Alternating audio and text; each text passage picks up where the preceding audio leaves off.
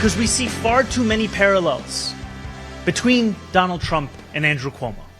Far too many stories that make clear that both administrations have been characterized by corruption, by a sense of impunity, by an inability of an executive to understand that no means no, a prioritization of the interests of billionaires over working people, and an agenda that is driven by little else beyond the retention and accumulation of power. So this 33-year-old is out there, the assemblyman who's worked a handful of jobs in his life, including rapper, and by almost all accounts, he sucks. But he's a good politician, even though his beliefs are terrible. So he decides, instead of talking about how globalize the infantada is a really great thing to say, and that billionaires should be banned in democracy and capitalism doesn't work, and we should defund the police and get rid of special forces within the police force instead of get more social workers out there. He just wants to go after Trump. And that's what he was doing yesterday. But he's got people coming after him now because of everything I just said. But standing up to Trump is a popular thing to do in most areas of New York outside Staten Island. So he was asked about why he is in a rent-stabilized apartment in a very nice area, even though he makes six figures. His mom and dad are extremely rich, and his wife is loaded to the point where they had 3 weddings on 3 separate continents. Cut 32. Former Governor Cuomo's proposal for what he's calling the Zohran's Law. More specifically, he's talking about whether someone with your income level should be allowed to stay in a rent-stabilized apartment. As a policy proposal, what do you think of that stance? What do we know about this policy proposal beyond the fact that it seeks to evict me from my apartment? Like so much of Andrew Cuomo's politics, it is characterized by a petty vindictiveness. It leaves far more questions than it has answers. How many New Yorkers would this apply to? How many New Yorkers would be evicted from their apartments? You idiot. You don't deserve that apartment. Maybe you did when you were a student graduated, but that's not what it was meant for.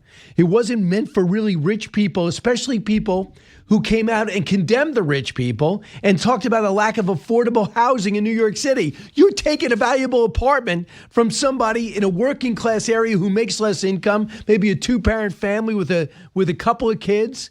You're keeping that apartment, but you want to go after Cuomo for calling you out? Cut 35.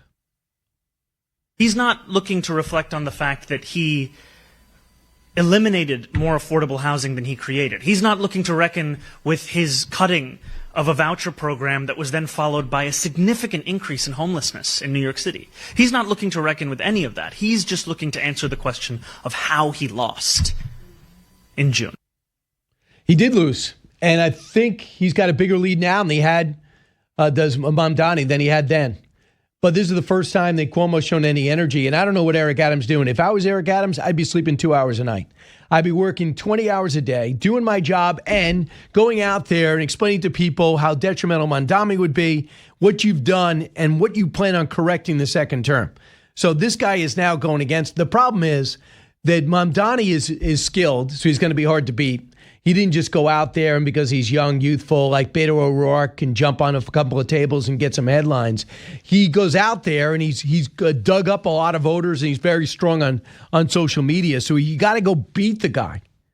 But what I think is scary for me is that there are other people out there like him. You got the Minnesota mayor who's just about to win the Democratic primary. I think that's a little crazy, but it's true. The Minnesota mayor from Somalia. And now you have one over in Seattle. Same thing. You have a socialist, proud socialist. Everything I just said about not liking billionaires and thinking capitalism's bad. That mayor, she is now winning. Her name is Kate Wilson. She tops the Democratic primary with 50% against the incumbent in the mayoral race over in Seattle. So the progressive so-called air quotes organizer challenged Seattle Mayor Bruce Harrell, now has widened her lead and now holds more than 50% of the vote with the August 5th primary. While both candidates will advance to the November general election, Wilson winning an outright majority of the top 2 primaries signals serious trouble for Harrell's reelection bid, and I think bad for the country. What does she stand for?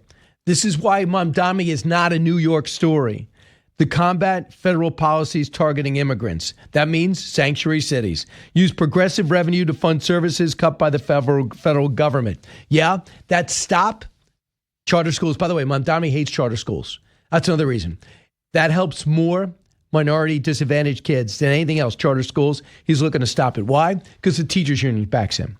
Expansion of non-police alternatives. They want social workers. They're going to gradually defund the police. They just don't use the term.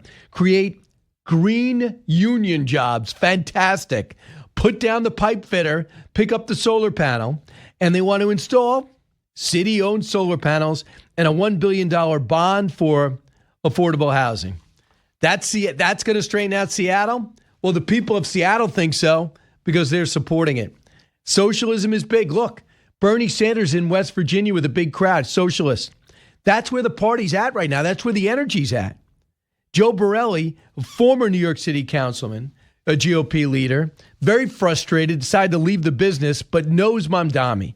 Cut 36. I don't think his policies are going to work out any better than his fledgling rap career, which didn't take off too well, at least not in Staten Island, the borough that overwhelmingly supported Donald Trump and is overwhelmingly cheering on the stuff that Donald Trump is announcing, not just in Washington, D.C., but his executive order on July 24th, basically talking about how he's going to take back America's streets, starting with Washington and going into New York and maybe even Chicago. So I don't think it's going to go well here for him in Staten Island. And I think you're going to see a lot of his momentum really start to peter out as people start to peel back the onion that is this Chloe bag communist, this Mykonos Marxist Zohran Mamdani. But maybe not in New York, maybe in the country. You know, if AOC goes to run, she'll do well in certain areas, but not nationally.